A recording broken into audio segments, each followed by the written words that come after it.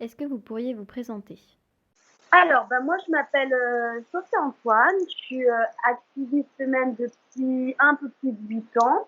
Je ne vis pas de mon activisme, hein. J'ai un vrai métier, je suis intermittente du spectacle. Je m'épanouis au sein de la démocratie culturelle. Je co-dirige une compagnie dans le 93 à Clichy-sous-Bois, au pied des tours, hein, dans les quartiers. Et puis, je travaille aussi avec une compagnie qui, elle, est plus vieille, avec laquelle, en fait, je crée des spectacles. Je crée des spectacles in situ. Je travaille dans l'espace physique et je m'appuie sur l'espace pour inventer des choses. Au sein de cette compagnie, il y a une extension militante et qui est très attentive aux inégalités salariales dans le secteur des arts vivants, au sexisme, aux violences sexistes et sexuelles, etc., etc. On a une vraie reconnaissance institutionnelle à cet endroit-là.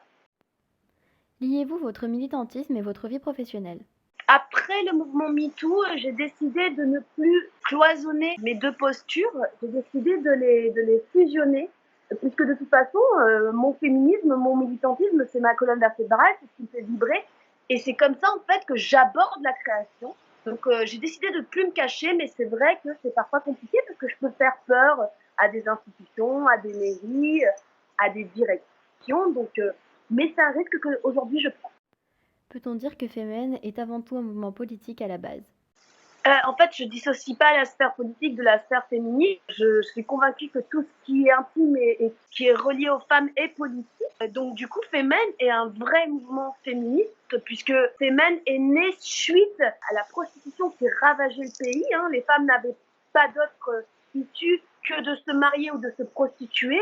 Et c'est en réaction à ça que Sacha, Oksana, Ina et Anna ont décidé de monter le groupe Femen. Alors, au début, elles manifestaient avec très peu de visibilité, hein. Donc elles ont décidé de s'inscrire leur slogan sur leur torse. Et c'est comme ça qu'est né le mode opératoire de Femen. J'ai bien connu les Femen historiques. Aujourd'hui, je continue à marcher au coude à coude avec Ina. Ina est toujours à nos côtés. Et moi, je suis une militante française Femen de la première heure, puisque j'ai rejoint le mouvement Femen dès qu'il est venu en France. Qu'est-ce que vous pourriez dire aux personnes qui se disent choquées de votre nudité? Au début, les gens étaient extrêmement surpris et d'ailleurs même les journalistes ciblaient que le mode opératoire, ils ont oublié complètement nos messages. Aujourd'hui, on fait complètement partie de la sphère féministe, les gens ont complètement intégré notre modus operandi et du coup, les messages sont véhiculés, les gens ne sont plus choqués, ils nous connaissent, ils nous identifient très très bien.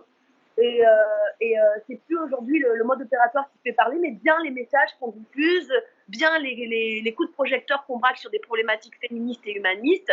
Et aujourd'hui, le mode opératoire est complètement absorbé dans l'imaginaire collectif. Lorsqu'on s'est contacté, l'une des premières choses que vous m'avez dites, c'est, je cite, il faut démocratiser notre mouvement auprès des jeunes. Est-ce que vous pourriez nous développer cette idée? Au sein de Femen, on est très attentive à intervenir dans les classes, dans les lycées, en faculté. Je fais ça énormément, je réponds énormément à des jeunes, à des chercheurs, chercheuses. Et je suis très attentive en fait à démocratiser un discours, à démocratiser une posture, parce qu'il y a énormément de fantasmes sur Femen, il y a énormément de peur aussi. Et du coup, moi, j'ai envie de rassurer la jeune génération et de leur dire, moi, ça fait 10 ans que je suis là, et ben, je vous transmets le flambeau, prenez la relève. Donc, je réponds à toutes les questions, évidemment, sans tabou. Et avec beaucoup de bonheur, beaucoup de plaisir, parce que je crois que la jeune génération aujourd'hui est féministe et que, on y est un peu pour quelque chose.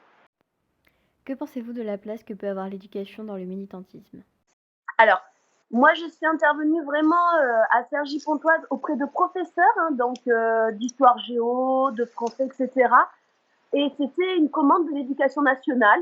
Donc, tu vois, les choses changent. Aujourd'hui, j'ai de plus en plus d'élèves, même de professeurs, d'institutrices qui sont attentives aux problématiques féministes.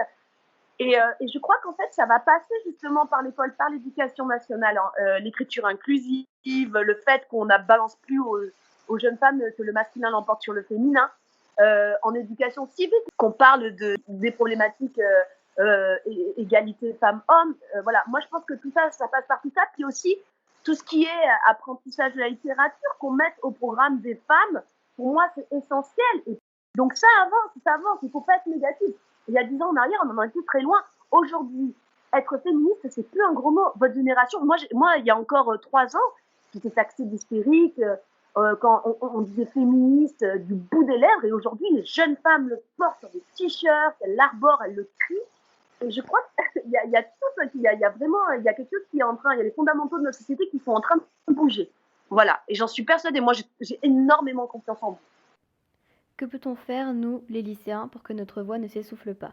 Moi, personnellement, j'ai pas de conseils à vous donner. Vous êtes une jeune génération, vous avez plein d'idées, vous êtes créative, donc je vous fais confiance. Je vous fais confiance.